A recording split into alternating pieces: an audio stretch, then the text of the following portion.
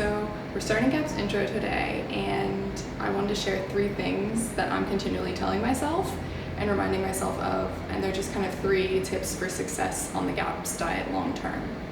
And the first one is to read the GAPS book and to read the whole thing, understand the intro, and not just read it once, but read it seasonally.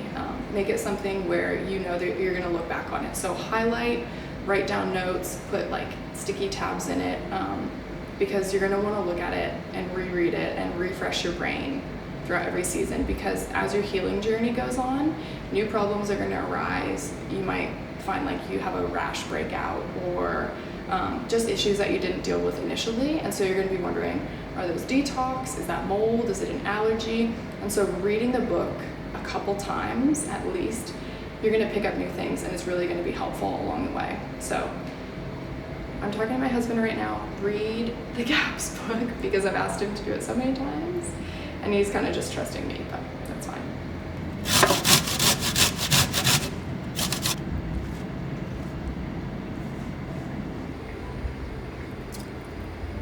Okay, so number 2, tips for success is to get in a community, because the GAPS diet is super isolating. It's not like veganism where half the population's doing it. You're not going to go to a restaurant and say, what here is GAPS friendly? Because they're going to look at you like you're insane.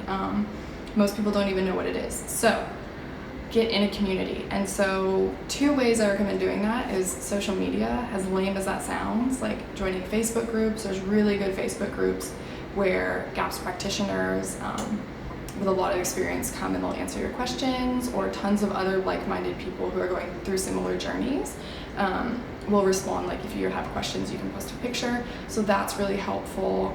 Following Instagram pages, just in any way trying to be around people, even if it's virtually, who are on a similar journey, is going to be so helpful. But one way that I would really, really recommend getting in a community is to join the Weston A. Price Foundation. So I'll put a link below, but it's a really good organization. They're always partnering with GAPS. They have they have conferences every year, and Dr. Natasha Campbell McBride speaks at it almost every year. So they're really like a big pushing factor. They really are pro GAPS. And so when you join, I think I'm not sure what the fee is. It's an annual fee, but like when I joined, it was like $40, so it's not much. And you get a quarterly journal. So 4 times a year you get a journal, and it has all these great new studies, research, awesome testimonials.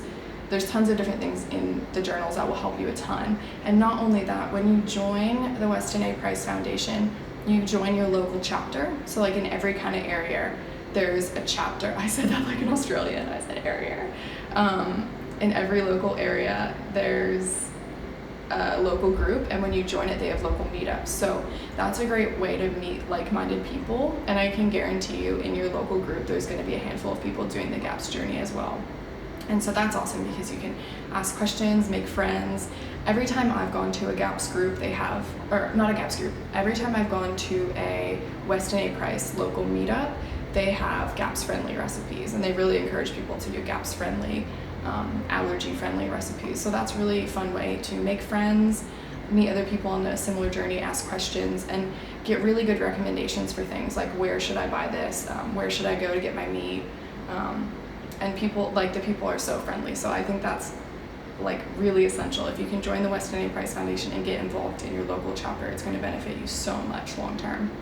Okay, so my 3rd tip for success on the GAPS diet, and this is coming from someone who's done it before, was pretty successful, helps people a lot on the GAPS diet, and is doing it again with my husband.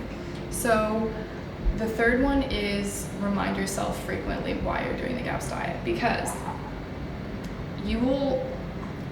if you have a list of things that you want, like health issues that you want to get resolved, and you put it on like your fridge, you're always going to be reminded of all these problems you have, and it's going to help motivate you, but not in a negative way, because it's really easy to forget or not see the progress you're making. So if you have a list of like 15 issues you're having, then maybe in a month on GAPS, when you're feeling like, I haven't made any progress in this one area I really want to make progress in, you look at your list and you go, oh my gosh, I totally didn't realize that my periods aren't painful anymore, or like that wart on my toe went away, or And it'll just really help spur you on to keep going on GAPS.